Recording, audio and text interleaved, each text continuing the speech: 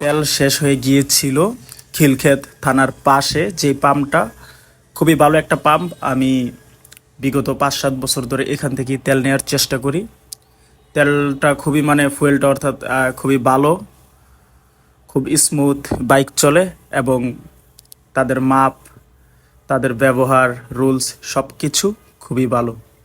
তো যাই হোক, যে বাবা সেই কাজ, চলে আসলাম খিলক্ষেত থানার পাশেই যে পাম্পটা, খুব ব্যস্ত একটা পাম্প।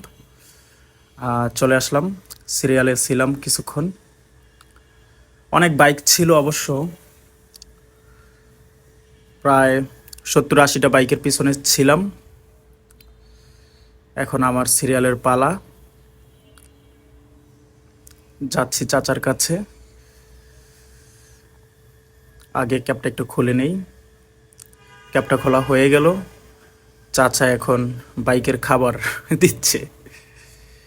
দেখি কত টাকার তেল নেওয়া যায়। অবশ্য ফুল ট্যাঙ্ক করার ইচ্ছা ছিল, দেখি কি হয়।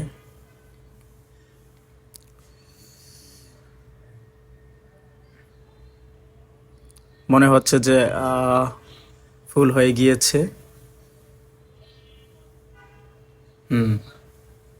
তাই তো।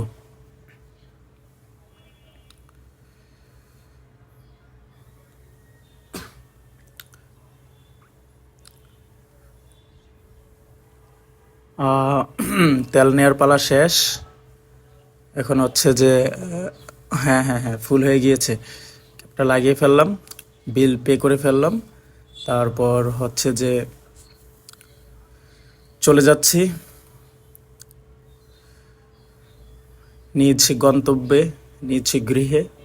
তো এখন হচ্ছে যে এখানে ডান পাশে কোনো ইউ টার্ন নাই। এয়ারপোর্টের আগে অর্থাৎ লামেরিডিয়ানের আরেকটু সামনে গিয়ে তারপর ইউ টার্ন করতে হবে। ইউ টার্ন করে খিলক্ষেত বাজারের একটু আগে হাতের বামে হচ্ছে যে 300 ফিট যাওয়ার যে রাস্তাটা, ওইটা দিয়ে হচ্ছে যে বাসায় চলে যাইতে হবে। তো যাই হোক, সাবধানে রাইড করাটাই হচ্ছে যে শ্রেয়। ধীরে সুস্থে বুঝে দেখে সুন্দর মতো এই 2 চাকার বাহন অর্থাৎ বাইকটি ব্যবহার করা সবার উচিত। যারা বাইক লাভার, বাইক ভালোবাসেন, তারা আমি জানি কখনই বাস অথবা অন্যান্য আদার্স যানবাহনে বসে থাকতে পারেন না।